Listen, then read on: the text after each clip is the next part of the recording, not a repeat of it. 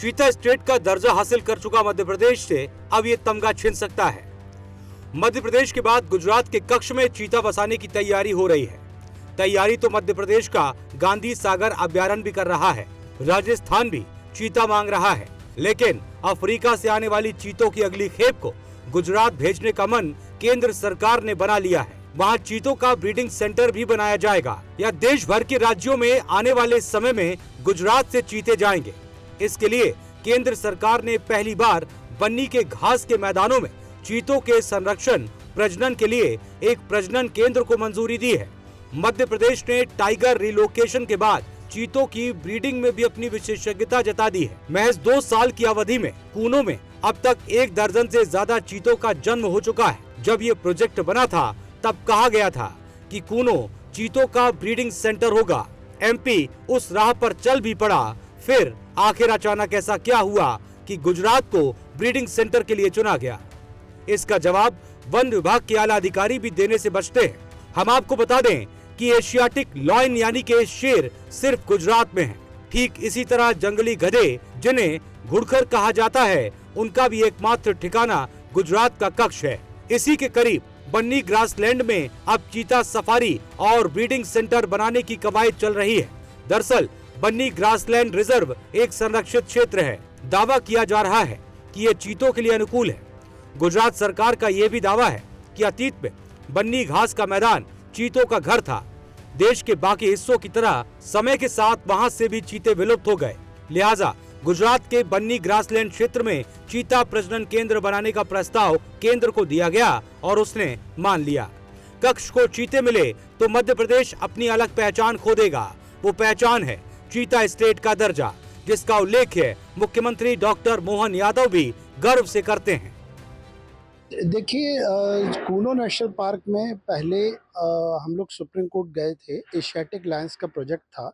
वहाँ पर जो 29 गांव जो वहाँ के आदिवासियों से खाली करा गए, उनका पर्पस और उनका आश्वासन यही था कि टूरिज्म डेवलप होगा। यह बेहद पिछड़ा क्षेत्र है, कुपोषण से पीड़ित है। आज भी हम चीता आने के बाद ये देखते हैं कि पर्यटन वहाँ पे सुविधाएं, रोजगार का साधन नहीं बन पा रही है। कहीं ना कहीं वन विभाग, पर्यटन विभाग असफल साबित हो रहा है। तो और जो चीते बाहर जा रहे हैं, उनको नेशनल पार्क में रखने के लिए उनका इलाका बढ़ाना होगा और प्रे बेस मजबूत करना होगा। यदि शाकाहारी जीवों की संख्या नहीं बढ़ेगी तो निश्चित तौर पर चीते बाहर जाएंगे। हाल में एक अच्छा सिग्नल ये दिखा था कि राजस्थान का एक टाइगर कूनो में आ गया था। तो यदि टाइगर आ रहे हैं तो उनको ना भगाया जाए। टाइगर और चीते एक साथ रह सकते हैं। सीधी सी बात यह है, अगर प्रदेश से चीता स्टेट का दर्जा छिना तो इसका असर एमपी के टूरिज्म पर पड़ेगा और गुजरात को फायदा होगा। इस किस्से से समझ लें कि कुछ साल पहले जब सुप्रीम कोर्ट के निर्देश पर प्रदेश के आला अधिकारी कूनों के लिए शेर मांगने गुजरात गए थे तो उन्हें साफ बता दिया गया था कि गुजरात किसी भी सूरत में एशियाटिक लॉयन नहीं देगा। उनका तर्क था, ग्वालियर से सटे श्योपुर में शेर आ गए हैं तो सैलानी शेर देखने गुजरात नहीं आएंगे। दिल्ली, आगरा, ग्वालियर, श्योपुर, खजुराहो और एमपी के टाइगर रिजर्व से उनका टूरिस्ट सर्किट मुकम्मल हो जाएगा तो गिर का आकर्षण घट जाएगा। गुजरात में अब हेरिटेज के अलावा प्राइड ऑफ गुजरात यानी कि बब्बर शेर, जंगली गधे, कक्ष के रण के साथ चीतों के दर्शन का भी पैकेज होगा। बाघ यानी टाइगर बसाने की योजना भी उसकी है। साल 2017-18 में एमपी का एक रेडियो कॉलर वाला टाइगर वहां पहुंच गया था। तब गुजरात ने उसे लौट आने से इनकार कर दिया था।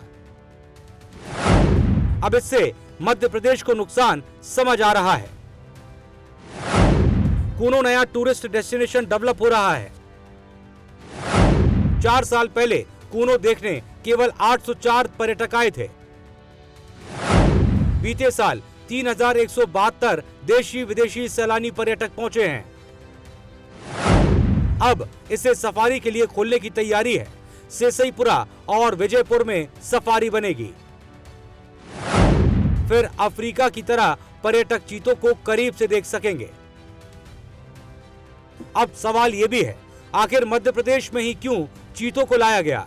दरअसल मध्य प्रदेश में साल 1952 में विलुप्त हुए चीतों को फिर से बसाने के लिए चीता प्रोजेक्ट की शुरुआत की गई थी। 17 सितंबर 2022 को प्रधानमंत्री नरेंद्र मोदी ने कूनो नेशनल पार्क में नामीबिया से लाए गए 8 चीते छोड़े थे। इसके बाद 18 फरवरी 2023 को दक्षिण अफ्रीका से 12 चीते लाकर छोड़े गए। ऐसे में अब तक कुल 20 चीते लाए जा चुके हैं। ये बात अलग है कि इनमें से 7 चीतों की अब तक मौत हो चुकी है, लेकिन मौजूदा समय में कूनो में चीतों की संख्या कुल 25 हो गई है। इसमें 13 वयस्क और 12 शावक है। हालांकि जब प्रदेश में चीते लाए गए तब से ये भी कहा गया था कि अगले 5 सालों में कुल 50 चीतों को लाया जाना है, लेकिन 8 अगस्त 2025 को राज्यसभा में एक सवाल का जवाब देते हुए तत्कालीन केंद्रीय पर्यावरण राज्य मंत्री कीर्तिवर्धन सिंह ने बताया कि भारत में चीतों को लाने के लिए केन्या सरकार के साथ कोई समझौता नहीं हुआ।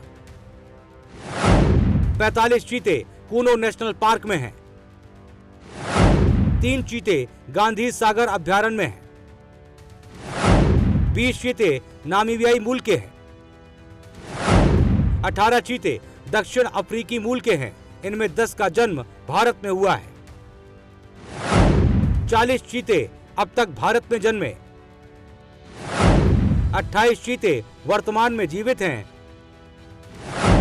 और 12 चीते जो भारत में जन्मे उनकी मौत हुई। शुरुआती झटके के बाद अब चीता प्रोजेक्ट फिलहाल संकट से उबर गया है और चीतों का अभी एकमात्र ठिकाना मध्य प्रदेश का कूनो अभ्यारण्य है, जहां अब तक लाई गई चीतों की दोनों खेप को रखा गया है। देश में इनकी संख्या न सिर्फ बढ़ रही है बल्कि वो यहाँ के वातावरण में अब पूरी तरह से रच बस गए हैं। लेकिन गुजरात में चीतों का ब्रीडिंग सेंटर खोलने के बाद एमपी के पास चीता स्टेट का दर्जा बना रहेगा, ये कहना मुश्किल होगा। भोपाल से सत्येंद्र सिंह भदौरिया की रिपोर्ट, प्राइम न्यूज।